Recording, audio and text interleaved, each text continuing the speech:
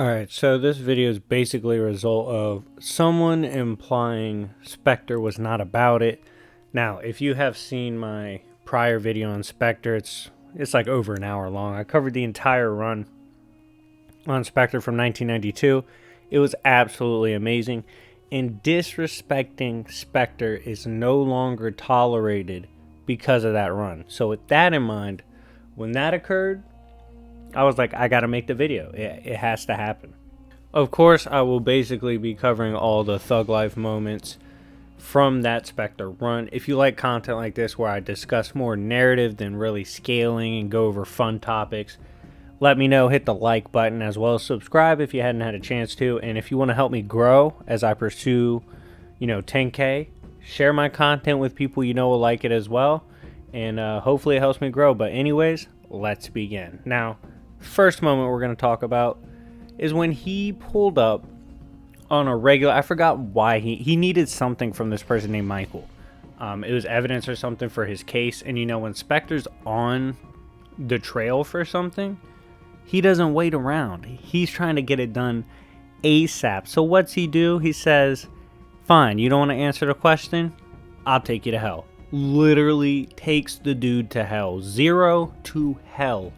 Real quick. If that's not goon to you in Thug Life, I don't know what it is. He instantly obviously broke the guy. Like, the guy broke down instantly when this occurred. But still, just to your instinctive reaction to someone not answering your question is to drag them to literal hell. That's nuts. I don't want to mess with you. Like, you're about that life, obviously. Because Spectre is not God, he has no domain over hell. This is a big deal because, of course, pretty soon into the run, he ends up in hell. This includes being pulled up on by Shathan. Shathan is a pretty prominent figure in the landscape of hell. And if you don't know, in DC Comics, if you are a big deal in hell, like a Hell Lord or anything like that, you are OD. You're super strong. Like, you could contend easily with the high tiers in the Justice League and stuff like that. No problem, and even beat them. So, with that in mind, this is the type of character he's dealing with, right? And he has no domain over hell. But it doesn't matter. He says, bro, you're still gonna respect my vibe, and uppercuts the shit out of Shathan. Like, he just rocks his ass and is like, yeah, bro, it's not sweet. This might be your hood, but it's not sweet. And then Spectre, he gets chained in hell. But this is when he claims, yo, I am God's vengeance, homie, and my vengeance has no bounds. It has no chains, especially not in hell. And he shatters the chains, no problem, and blasts Shathan with the 45. No, I'm just kidding. He was using his potent Spectre magic. You know how it is. He also tanked all his prior punishments he had ever handed out. So every punishment the Spectre had ever given to people that deserved it, he immediately got hit with it all at the same time. It didn't really do much. He kind of ate it, and then he started ripping apart Shathan, literally tearing him apart like confetti. It was horrible. It was brutal. And you got to remember, he's doing this on Shathan's home turf, literally on his doorstep. The disrespect is real. All right, moving on. It seems also at this point, this ass whooping was so bad, this mauling, this carnage was so horrible that Shathan speculated Spectre may be Lucifer himself. This was a weird flex and pretty interesting at the time, but it was just, he got beat up so bad, he was basically like, yo, only someone Lucifer tier should be OD like that. Later on in this run, Spectre runs into an issue where he needs a soul that is currently residing in heaven. So he's like, alright, bet, I'm gonna pull up on heaven and get the soul. He pulls up on heaven. Michael's there to stop him. Michael says, look, the Spectre spirit is banned from heaven until you figure out the true meaning of what his mission is. Till that happens, can't come into heaven.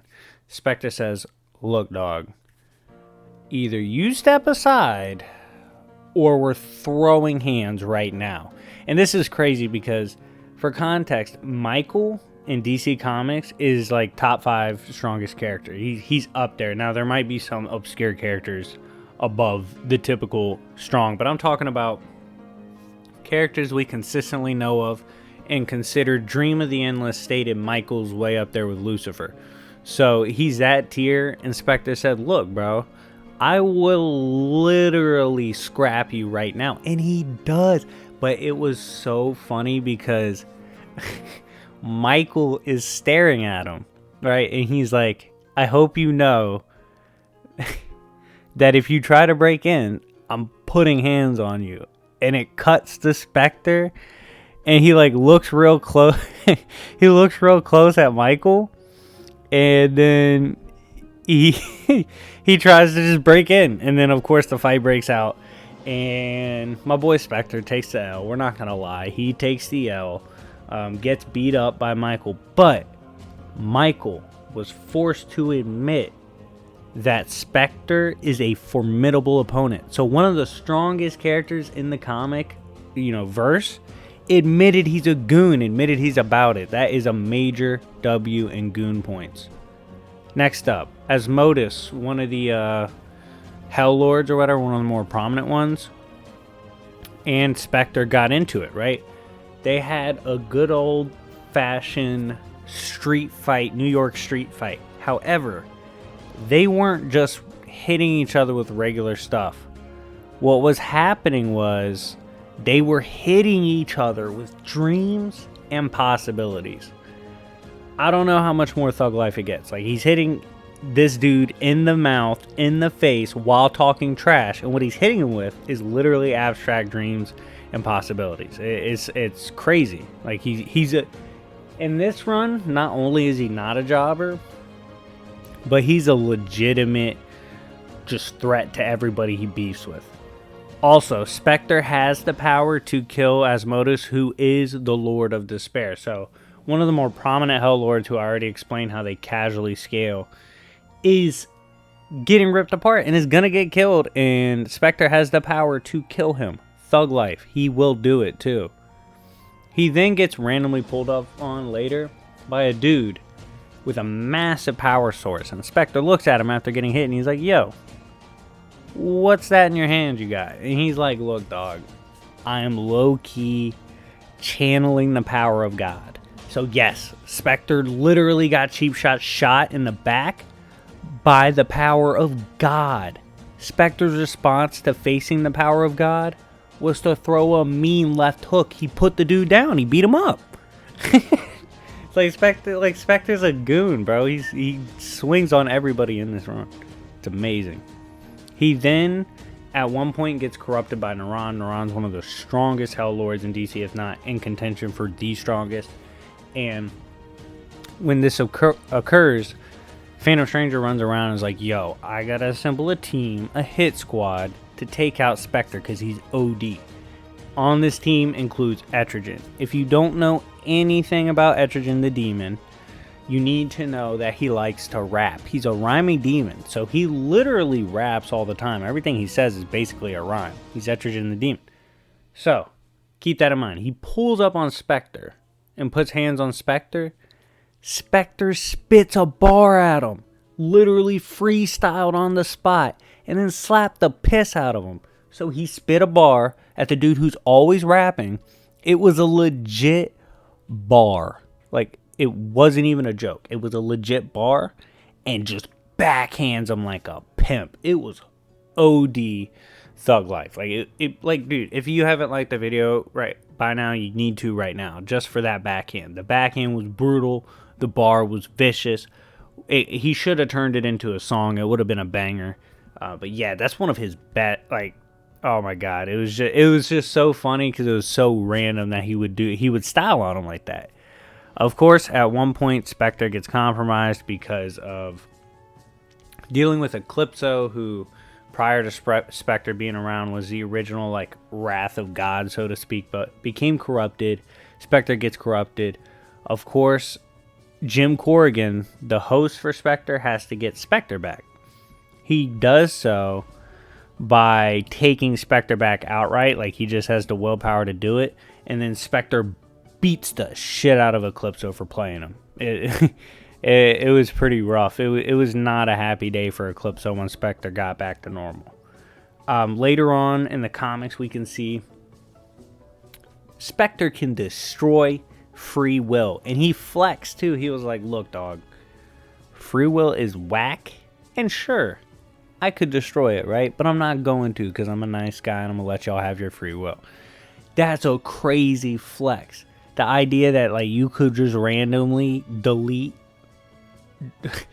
free will? What? Like that's crazy. The amount of power he low-key has over creation is terrifying, and he lets it be known in this run by flexing on people like that.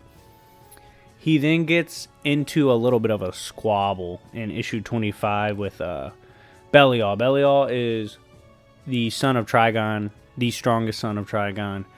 He's up there relative to his father. He's done some hood rat stuff. He's played poker among millions of exploding universes and realities being unmade. All these crazy things, right? He's absurdly strong.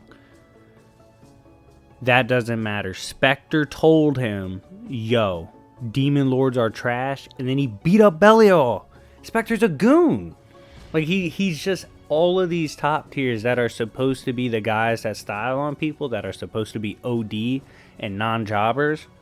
They're taking L's to the boy y'all make fun of. I don't know why there's no respect for Thug Life Spectre. Like, he's just like that.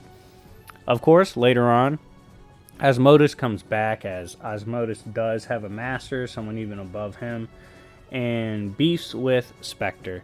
Spectre gets annoyed and he says, look, I'm just about to invade hell. Screw it. We're going down to hell. We're going to shoot it up and leave. So he's literally planning on raiding and shooting up hell. Now, he doesn't do this, of course, because Michael has to intervene. Michael was like, yo, Spectre's really going to shoot up hell. He's really going to bolo it. And he intervened and said, you can't do it or I'm literally going to fight you. So not only do we know he was going to do it, but we know he was capable of it, which is crazy. He then goes on to fight Asmodeus and like the true source of Asmodeus. And it was funny when he did it. He was like, oh, you like hell, huh? Well, you're going to like this. And then he BFR'd him to the deepest pits of true hell. Not normal, deepest. So, this is like one of the most disrespectful things you could do. He's on someone else's turf, not supposed to have domain in hell, and BFR's a hell lord even further down into hell where they can't come back. That doesn't even make sense, but he was flexing, and when Spectre's flexing, it doesn't have to make sense. He just has to make it happen. Also, in issue 31, the demons around Spectre when he's in hell, they're like, yo, when you're down here, we need you to understand the rules. They start telling him the rules, and he's like, yo, chill. I need you guys to understand, Big Spectre doesn't play by the rules of hell. Again, he's one of the most disrespectful characters I've ever seen. On their turf in hell, he told them, your rules don't matter to me. They then, sick the hounds of hell on him. This doesn't matter. They get boloed. They get folded. These dogs are cheap to him. Sorry, PETA. They get beat up. They're not real dogs anyway, but they pulled up on Spectre, the hounds of hell, not just, normal demon dogs, the literal hounds of hell, and he folded them no problem. He then starts walking through hell to run the fade of one of his ops, which is Shathan, right? While walking there, he passively negged hell and created a path. It was so OD. He then warps the demon who powered and controlled Asmodeus while in hell on the demon's turf. Like I said, if he's in hell, he's liable to get mad disrespectful. He not only beats up one of his ops, he beats up the master of one of his ops just to let them know it was not sweet. And then, like I said, his master could not stop Spectre. Ends up getting folded just like his protege. It doesn't matter. Spectre beat up everybody on the team. We then later see that Jim Corrigan's soul is able to hold off demons from hell summoned by Madame Zanadu, who is amped by Naran.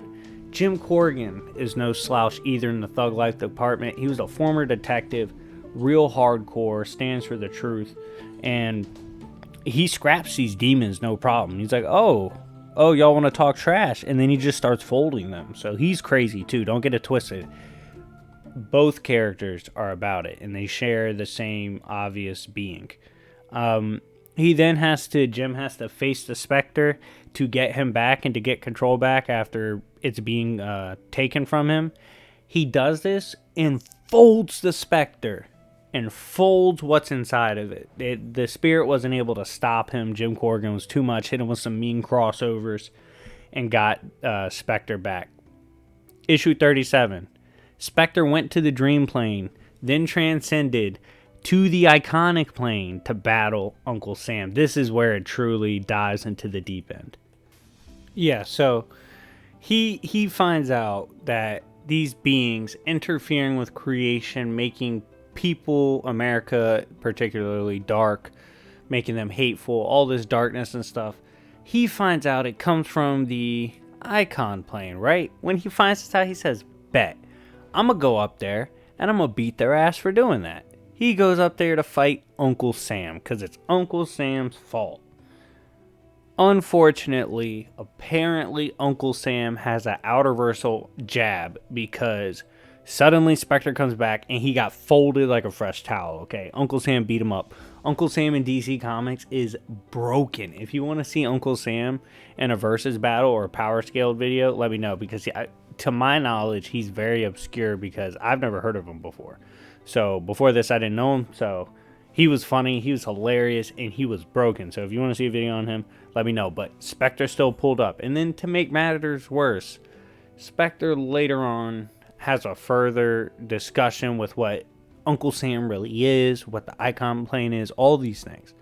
Uncle Sam comes from a plane outside of God's will, as in outside of the entirety of Judeo-Christian mythos, which would include the presence.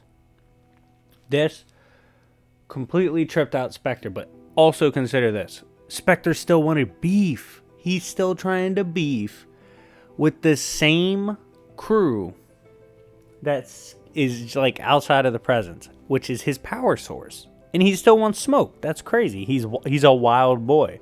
I hope you guys are realizing he's crazy and he's really going to fight anyone. Later on in this story, we see that Spectre has to blitz to the dream plane before an entity could pull the trigger. So this Spectre is so gangster that you can't even shoot his homeboy from an outerversal distance away. He's pulling up instantly and folding you, and that's exactly what he did. That kind of reaction time and speed is just absurd, and it's truly thug life. Spectre then finds out to beat I believe it was National Interest, which is one of the manifestations under Uncle Sam, and he's so strong he's above Dream and Dreamin' It.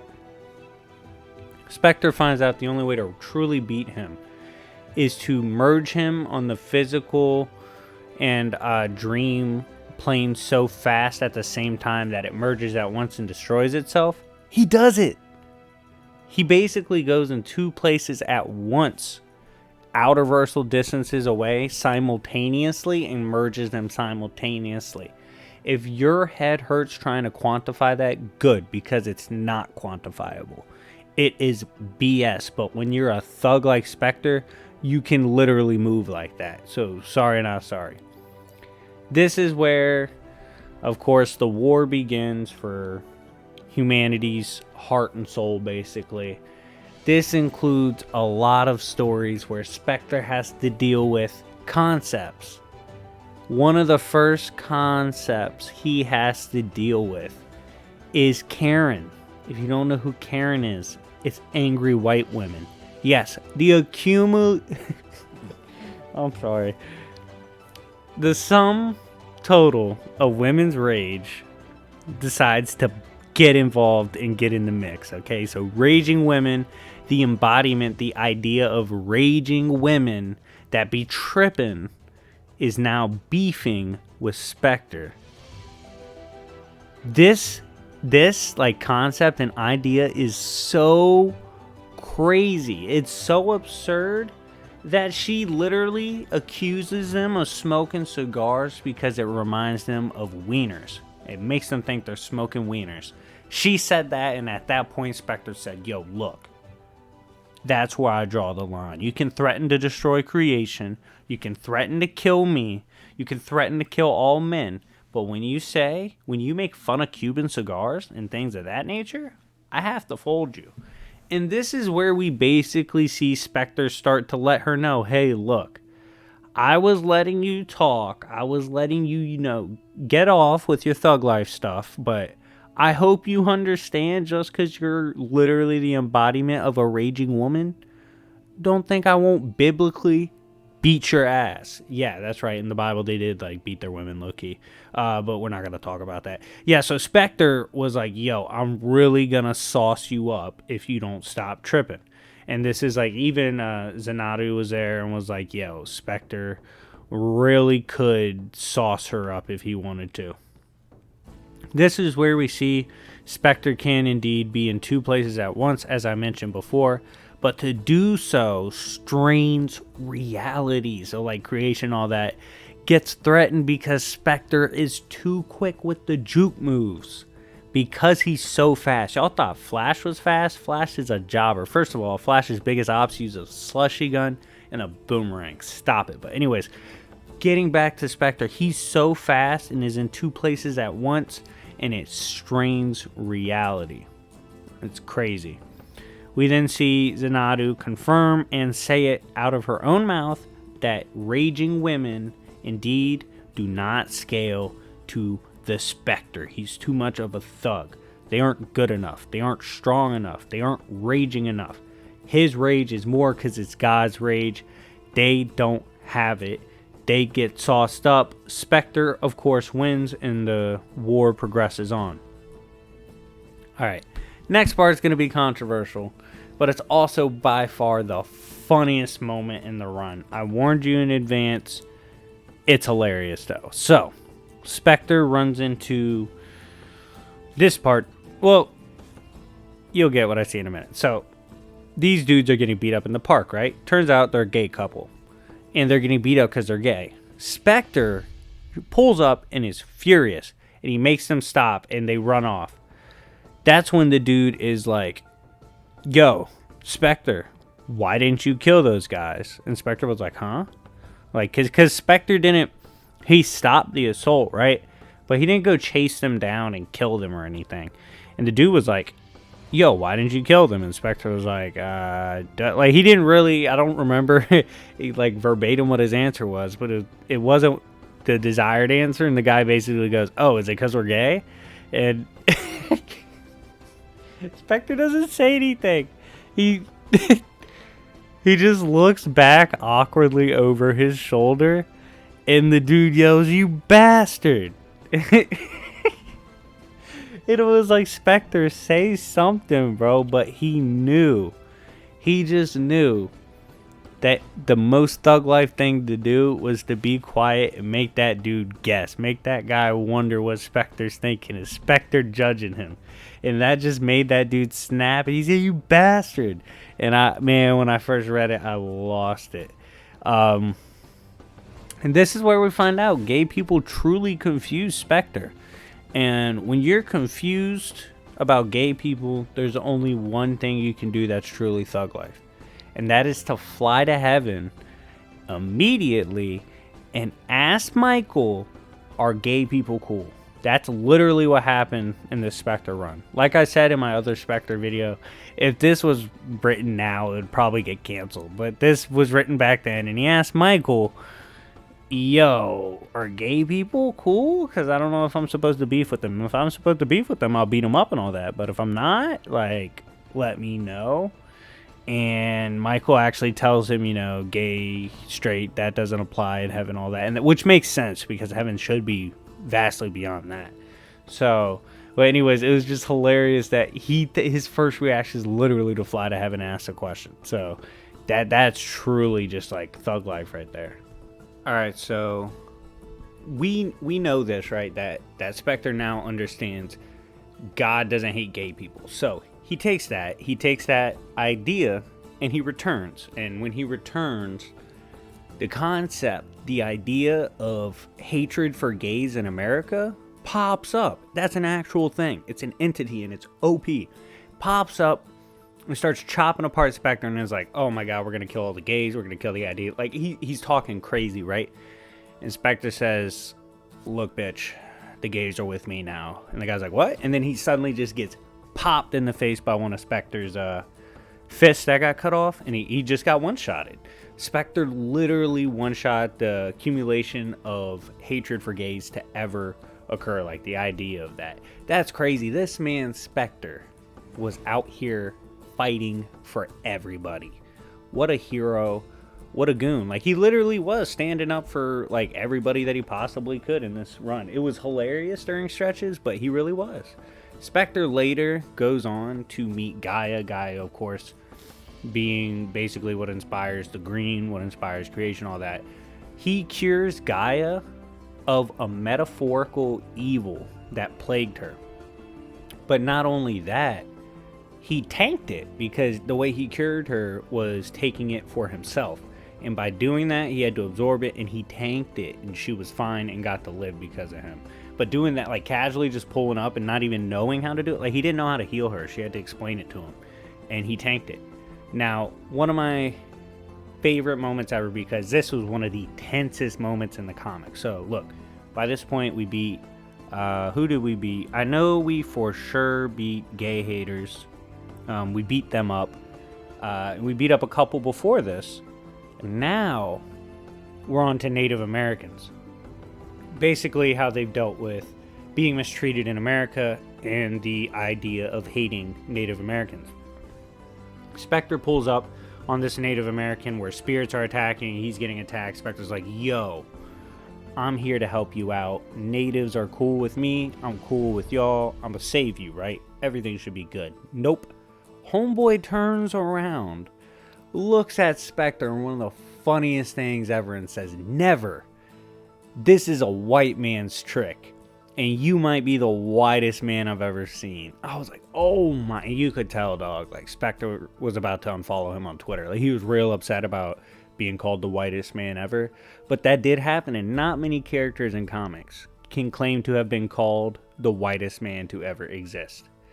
Later on, and I kind of got to explain why this is a Thug Life moment, is he got stabbed with the Spear of Destiny. Now, the Spear of Destiny is a high outer versal weapon, even in base, and it was able to, for example, it could like kill or threaten to kill and erase Phantom Stranger, right?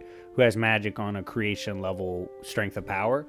And not only this, Spectre tanked a stab from the spear when the spear was amped by the metaphorical hate of America. I believe that's what was amping it.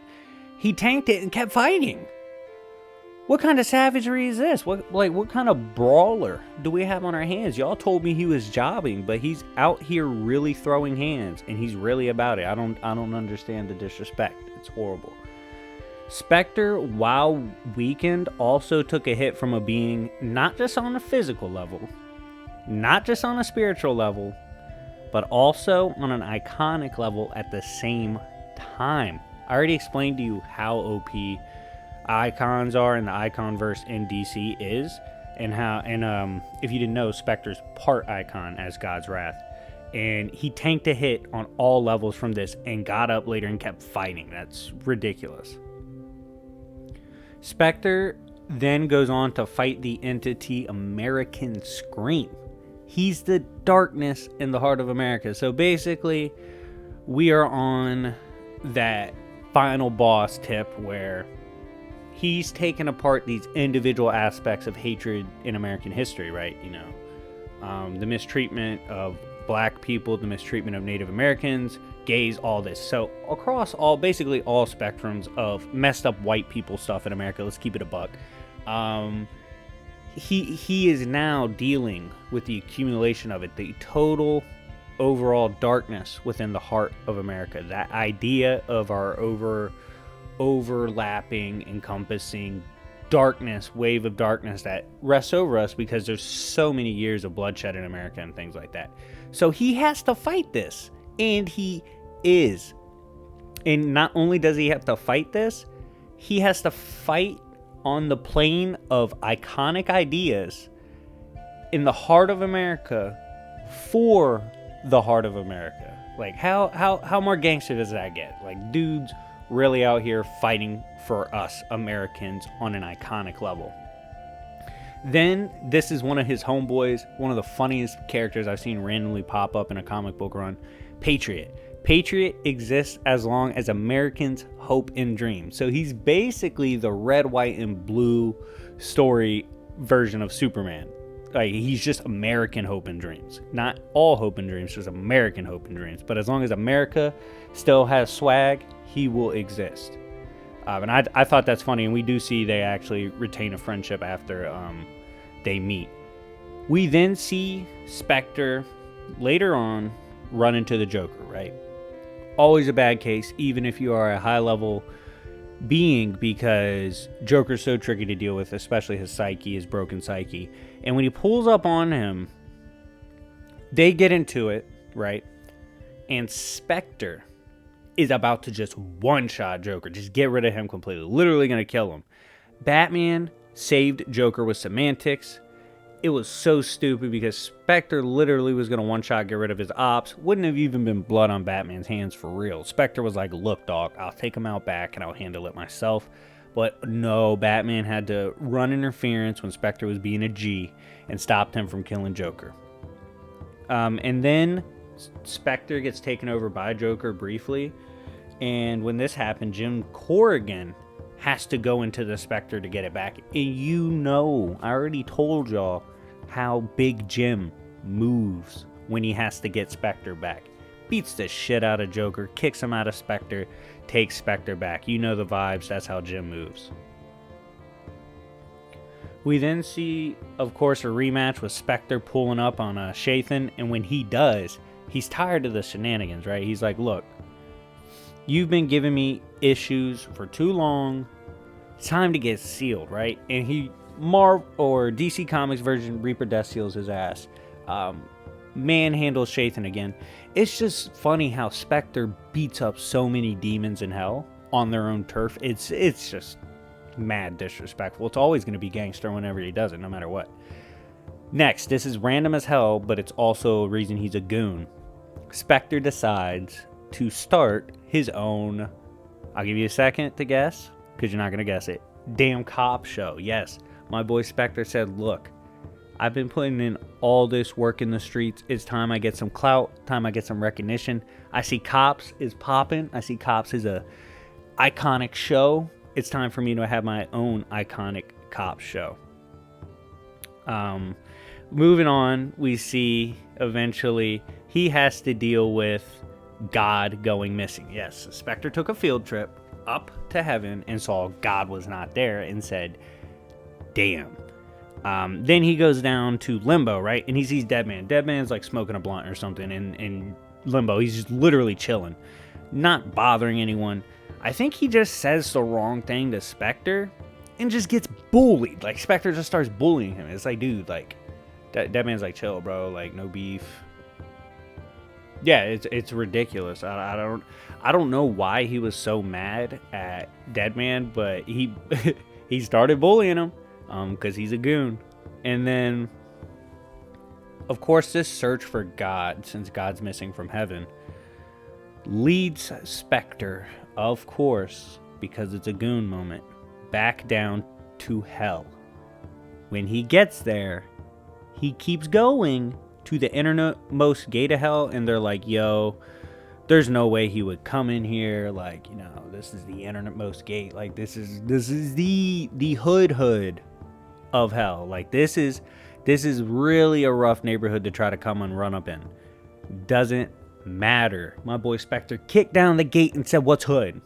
At this point, with the way he was moving, with the way he was handing out ass whoopings, looking around saying, yo, God's missing and I'm here to find him. Just the authority he had, just like all the gangster moments he had up to this point with involving them, they just wanted no beef. They were like, he's crazy, and they compared him to Lucifer again. The GOAT Lucifer, he gets compared to Lucifer. Goon moment for sure. Spectre after this moment in hell, gets jumped. Why? Because demons are bitches. They see Spectre. They say, look, dog, Spectre is way too OD for us to 1v1. We're going to jump his ass and beat him up. They try to jump him, and he one-shot them all for annoying him. They all immediately died. Like, there was no hesitation. Spectre killed them all instantly. It was horrible. Bloodshed on a different level. And, of course, continuing on this journey to find the presence, he travels to the source of all things, which is different from the source. The living land here is in here, like the source of all things. These are ancient entities. These are beings who are ideas. Basically a land of beings who are ideas that had self-realization, almost like outside of God itself. And Spectre held off Shango, one of their gods, who pulled up on him immediately. And Spectre said, look, dog, this might be your home turf, but I move the same on any turf. And starts fighting him and did fine. That's crazy because this is beyond creation. This is like a land beyond creation that we're in. In Spectre issue 58, we see Spectre pull up on the gods, right? Because he needs to talk to the gods. Perhaps they know where their god is. Pulls up on Zeus. It's stated Zeus is casually thinking about making and remaking realities and making and unmaking gods, right? All this crazy stuff. Then he throws his bolt at Spectre for, blitzing. And Spectre catches it and is like, yo, I'm the GOAT. Don't even try it. And like Spectre is not... Yeah, like I just explained to you how OD Zeus was in that moment. Spectre was not shook at all. Easily caught his bolt and was like, stop. And then, after consulting them, he looks over at Ares, who has said some slick shit, right? Ares was, talking out the side of his mouth. And Spectre looked over at him and said, look, dog, I heard you talking. You've talked on Twitter before. Just know that when it is time for your ass to get beat, Big Spectre will be the one coming back to beat your ass. And the gods were like, damn, son, you low-key might get folded. Like, they were like, damn, like, Spectre really means that. And Spectre just left. He was like, yeah, now what? And that was on Ares' turf, too, and Ares did nothing. Why? Because Spectre's a goon. Darkseid, okay, low-key, this is a funny Darkseid moment, like a goon Darkseid moment, but it's also a goon moment from Spectre, who made it even more goony by explaining it. Basically runs into Darkseid, right? And he starts arguing with Darkseid, and inside he's like, I'm not telling Darkseid anything because Darkseid literally doesn't understand that he's not the strongest in the universe. Even though he gets beat up a lot, right? Darkseid inherently believes he's the strongest in existence. So he would think he'd be the one to replace Presence easily. He'd be like, oh, bet, that's my job now. So Spectre's like, I don't even want to deal with your drama, bro. And it was just funny seeing how childish Darkseid almost seems, even though he's such a crazy concept. But it's just like his childish nature of, oh, I'm better than everybody, is like on a fundamental level, he literally can't help it. That's just how he's programmed as a function. And it is pretty funny. Of course, Spectre travels to the source. And when he does, he has a chance to merge with the source. Why? Because the source wanted to show him how tough it is when your 9 to 5 is being God, right? And Spectre is God, briefly. And when he is, he gets annoyed and quits the job. And he says, look, bro, free will is annoying. So, like, Spectre didn't want to be God because humans were allowed to be assholes. He was like, that concept of free will it's like, it opens up a lot of doors to BS, and I don't want to deal with it, fam. And he quit being God. It was pretty funny.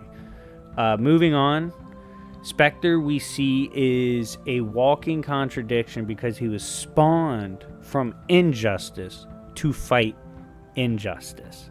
Yeah, so, like, Spectre this whole time has been weakened, he's been suppressed, and he's been dealing with the fact that he shouldn't exist. And the reason for his existence is ironic because of how he came to be.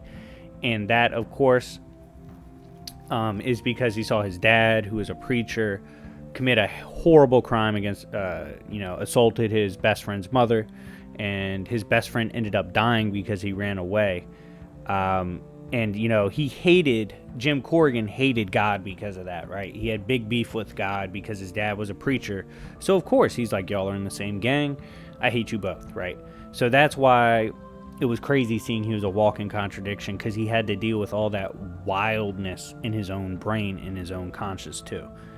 Later on, Spectre issue 61. Spectre finally finds God, right? He finds the presence, but this is a crazed, wild presence. He's gone mad, literally stabbed and torturing and eating Michael right now, right? Spectre pulls up and doesn't run. Bro, that's thug in itself. He sees the presence eating a dude that's folded him every time they fought, and he doesn't run. He then gets hit by the wild presence, right? And he survives it, and he's still talking while he's getting like crushed by the presence finger. It's like, no, bro, if there's any time for Spectre to job, or this isn't even jobbing, like this is just an ass whooping you should get, but if there's any time for him to be soft or to get out of dodge, it's right now. But he doesn't, because he's a goon. Later on, of course, we do have to wrap up the story. And on this end, it deals with basically the self-realization that Spectre has to come to. What I mean by that is Spectre is essentially bound to his job, sort of what I mentioned before. And being bound is mostly because Jim hasn't figured out peace. Jim hasn't found peace or justice. So this self-realization after getting hit by presence, realizing why he is what he is, why he's so angry, why he can't forgive himself, why he can't forgive enough to be allowed to go to heaven, finally realizes it. Goon stuff, because honestly, Jim was never supposed to win. Spectre was never supposed to win. They weren't supposed to make it, and they did against all odds. So that's the ultimate goon stuff. And then we see Spectre towards the end of the series is about to get to heaven, right? He won. He won the damn game. So of course he's going to accept his prize. And when he's about to leave, the people he impacted show up, and it's a lot of people, dog. Spectre's mixtape inspired a lot of rappers. We saw the Justice League. We saw Swamp Thing. We saw Gaia's people. All these people showed up. Mr. Terrific, who Spectre accidentally created. All these people show up to celebrate Spectre for what he did. And then the final goon moment of the run. Yeah, Spectre, Jim. Jim gets to go to heaven. We watch him leave. And when he does, his headstone is etched James Corrigan, servant of God. He did it. He made it. He got the dream job. He got the dream home in the end when he wasn't supposed to, when he should have died. But he got the ultimate redemption you could possibly have. And while he did it, he maintained his goon status. So there you have it. There is my total. I don't even know how long this was, but those are the goon moments. Spectre being a goon for however long this was. I think it's over 40 minutes. It's like a ridiculous amount of time. But yeah, Spectre's a goon. Y'all need to respect that. If you want to see more videos like this where I go over goon moments for characters or other things, funny things like that, let me know. Anyways, it's been YFV, your favorite villain, and I will see y'all later. Peace.